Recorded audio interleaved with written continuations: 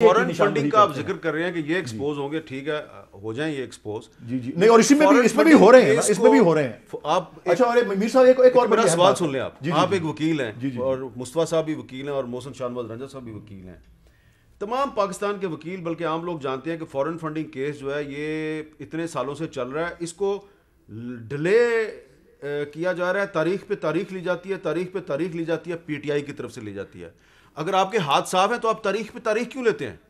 देखें जी, वकीलों की स्ट्रैटेजी किसी केस में, मैं उस केस में लॉयर नहीं हूँ, तो हर एक मामले में एक स्ट्रैटेजी होती है लॉयर की कि उसको इस तरह से डील करना है या नेक्स्ट टाइम ये करना है वो करना है। लेकिन इसके मेरिट्स जो है, और मैं बार बार ये अर्ज करता रहा हूँ, यहाँ भी ये मैं कह रहा हूँ कि अगर आप इसको देखेंगे, ये जो समझा जा रहा है कि जी कोई गड़ा जो खोदा है पीटीआई के लिए उसमें गिरेंगे ये, और ये जो JUIF का जो बीच में आ रहा है ना कि फॉरेन गवर्नमेंट से फंडिंग है, मैं तो कहता हूँ कि आए बताएं। और जो ओसामा बिन लादेन से फंडिंग आई हुई है, जो वो जो क्या था कि मिडनाइट जैकल्स वाला मामला या कौन सा केस था, वो ISI से जो फंडिंग वाला, जो असद दुरानी साहब ने हलफिया बयान दिया हुआ है। फंडिंग जब बात खुलेगी ना तो फिर बहुत लोग एक्सपोज होंगे। और by the grace of God मैं अर्ज करता हूं कि prime minister Imran Khan oath पे कहने को तैयार है, कुरान उठा के, कि मैंने कभी किसी को फॉरेन गवर्नमेंट से फंडिंग नहीं ली। बाकी पार्टीज के लीडर्स करने को तैयार हैं, आमादा हैं। मैं ये सवाल बताएं जी। और मीर साहब एक मुझे अगर आप इजाजत दें, ये जो सेनेट का जो दो चीज़ें मुख्तलिफ डिस्कस हो रही थी जो आपस में जिनका ताल्लुक है भी और नहीं भी है, एक असूल के साथ, सेनेट की वोटिंग जो है वो ओपन बैलेट से हमने किया हुआ है सिलसिला उसका, कोर्ट से भी और पार्लियामेंट में भी उसकी हमारी कोशिश जारी है नेक नियति पर। लेकिन जो चेयरमैन सेनेट का इलेक्शन है वो तो खुफिया बैलेट से ही होता है, वो एक अगला मरहला है। तो जब सेनेटर्स इलेक्ट हो जाएंगे तो उसके बाद तयन होगा कि किसने बनना है चेयरमैन सेनेट। तो वो तो एक थोड़ा सा, तो चेयरमैन सेनेट जो है वो खुफिया बैलेट से हो और सेनेट का इलेक्शन तो प्रोविजन है उसमें ओपन बैलेट से। हाँ, वो है ओपन बैलेट। तो कंट्राडिक्शन है बहुत बड़ी। नहीं, वो ऐसी दो वो आइन में उनकी ट्रीटमेंट मुख्तलिफ। अच्छा जी, ये बताएं जी कि ये जो फॉरेन फंडिंग केस है इसमें पीपल्स पार्टी और मुस्लिम लीग नून जो है उनका ख्याल है कि ये दोनों फंसने वाली हैं। अगर इनका ख्याल है जी तो हमारे पास तो छुपाने के लिए कुछ है नहीं। इन्होंने अभी रिसेंटली अपने दिफा में इन्होंने ये कहा जी कि हम अपने दिफा में ये कह रहे हैं कि इनको भी चेक करें, तो हमें चेक कर ले, हमें तो कोई एतराज़ नहीं है। जो डिटेल्स हमसे मांगेगा इलेक्शन कमीशन हम देंगे, हमने दी भी हैं और देते भी रहेंगे। इनकी सूरत हाल इसलिए मुख्तलिफ है कि पिछले 6 सालों से इनका ये केस चल रहा है। ये केस दायर किया इनकी अपने पार्टी के एक अहम रहनुमा ने, जो इंसाइडर थे, जिनको तमाम तर ट्रांजैक्शंस का इल्म था। वो रिकॉर्ड, वो प्रूफ लेकर आए, उन्होंने अमेरिका से हासिल किया, उन्होंने दीगर ममालिक से हासिल किया, वो साथ अपनी पिटिशन के लगाए। स्टेट बैंक से रिपोर्ट्स आई कि जी इन अकाउंट्स के अंदर बाहर से रकूम आई है, अनडिनाइबल प्रूफ है। और उसके बावजूद तारीख पे तारीख आपने ठीक कहा, और फिर हाई कोर्ट चले जाते हैं, कभी कौन सी अदालत में कि जाके वहां से स्टे ले आते हैं कि जी कि ये मुकदमा आगे चल ना सके। अगर इनके पास छुपाने के लिए कुछ नहीं है तो ये बैरी स्नैप्स कौन है?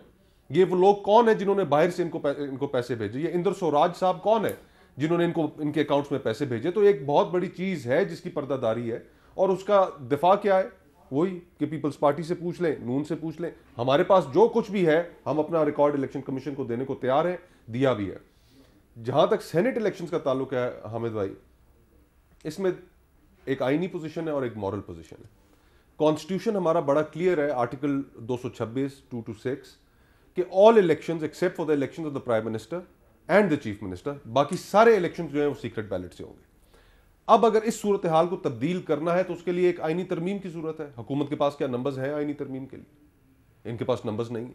अगर कॉन्स्टिट्यूशनल अमेंडमेंट तो आईनी तरमीम नहीं होगी, आईनी तरमीम नहीं हो सकती, हुकूमत के पास नंबर्स ही नहीं है।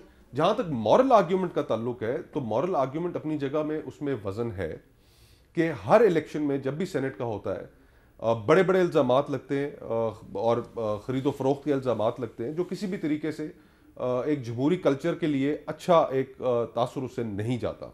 उसको कर्ब करना चाहिए, उसको किस तरीके से और उसके ऊपर मज़ीद कानून साजी की जाती है वो भी करनी चाहिए।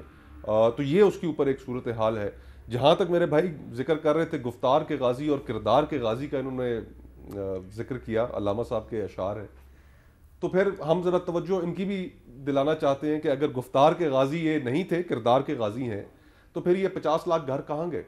ये 1 करोड़ नौकरी का वादा कहाँ गया? वो 100 दिन का प्लान कहाँ गया? वो 200 अरब डॉलर जो बाहर से आने थे वो कहाँ गए? तो ये गुफ्तार के गाजी और किरदार के गाजी का फ़र्क ये होता है। अच्छा ये बताएं मोहसिन शाहनवाज रंजा साहब, ये चार्टर ऑफ डेमोक्रेसी तो 2006 में हुआ था, जब ये तय किया गया था कि सेनेट का इलेक्शन जो है उसमें ओपन बैलेटिंग होनी चाहिए। लेकिन ये इमरान खान साहब कहते हैं कि सियासत में पैसा जो है वो नवाज शरीफ साहब लाए हैं, क्या ये बात दुरुस्त है? देखिए खान साहब जो हैं, अगर फॉरेन फंडिंग और ये पैसा तो सर आया था बेसिकली जब हमारे मुल्क में 1985 ऑनवर्ड्स सियासत में पैसा शुरू हो गया था। इसमें कोई क्यों हुआ था 85 में? देखिए मैं उसमें ये नहीं है, उसमें आप जुनेजो साहब भी थे, उसमें सारे लोग थे, हर बंदा था, लेकिन पैसा एक आपने क्लास खत्म की ना। मैं आपको टू बी वेरी स्ट्रेट, क्या उसकी वजह ये थी कि 85 का इलेक्शन नॉन पार्टी बेसिस पे हुआ था? हमारे मुल्क की ना एक बड़ी अनफॉर्चुनेट चीज़ ये है कि हम एक पॉलिटिकल क्लास को ख़त्म करते हैं, फिर हम एक नई पॉलिटिकल क्लास डेवलप करते हैं। अब नई पॉलिटिकल क्लास वही डेवलप होती है जिसके रिसोर्सेज होते हैं, ठीक है ना। ये एक तो अभी भी आप देख लें, जहांगीर तरीन सियासत में पैसा जनरल ज़ियाउल हक लेके आए। जहांगीर तरीन क्या चीज थी? जहांगीर तरीन भी सियासत में पैसा जनरल ज़ियाउल हक लेके आए। मैं कह रहा हूँ उस 85 में तो वो था ना, ऑल इन ऑल उस वक्त से इसका स्टार्ट हुआ है। अब उसके बीच में आप जिसके बारे में बात करते जाएं वो आगे से चलती जाएगी और उसका तसलसल। आप शायद ये सोच रहे हैं कि आप ज़ियाउल हक पे यस करेंगे तो मैं कोई और बात करूंगा, मैं कोई और बात ये बात नहीं कर रहा। मैं आपको ये बता रहा हूँ कि इसका तसलसल चलता जा रहा है। जहांगीर तरीन की शक्ल में आपको नजर आएगा, अलीम की नजर में आएगा, और बाकी हर सियासी जमात, आपने 85 की बात की, हर सियासी जमात 85 का इलेक्शन नॉन पार्टी बेसिस पे हुआ था। हाँ, तो उसमें पाकिस्तान में जात, बरादरी, फिरके, रंग, नस्ल और पैसे की बुनियाद पे लोगों ने इलेक्शन में कामयाबी हासिल की। जी हाँ, जी तो हाँ, उसके जिम्मेदार तो जनरल ज़ियाउल हक हुए ना, लेकिन आप उनका नाम लेने के लिए तैयार नहीं है, इसलिए मैं एक ब्रेक ले लेता हूँ।